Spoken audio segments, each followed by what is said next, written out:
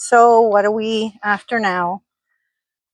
Well, I'll tell you. We are after this Hoya has thrown one of her tentacles, for lack of a better word, and she has attached herself to this branch right all the way up there.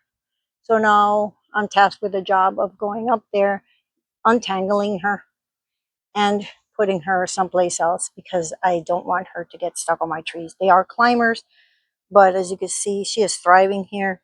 She is giving me flowers yet again, which, you know what?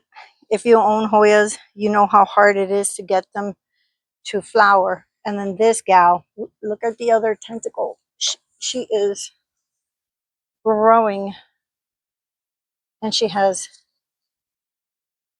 a peduncle right here. You can't see it, but anyway, I'm up on my ladder. I have to hang on. But I wanted to show you exactly what the Hoyas do. They are super happy here. Here's another peduncle. That's where the flowers come out of. And she has a whole bunch. She's crawling all the way down to my other ones.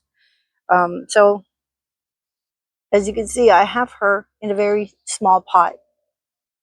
She came in this pot. She stayed in this pot. And she loves it here. But I can't have her climbing all the way up there because it's going to be that much harder to untangle her. And that's not her final spot. I have another place that I'm going to put her once I have the project in the backyard done. I want to put her up there so that she can really be happy. So this is where I placed her. So there's two baskets in here, but the Hoya is only in one of them. I have to find another Hoya that fits this other basket there so they can complement each other. But look how massive she is. She's very, she's almost to the floor. She's almost to the floor. And she is going to be blooming again. She has flowers coming out there, flowers coming out of this peduncle. And there's a tiny, tiny peduncle there.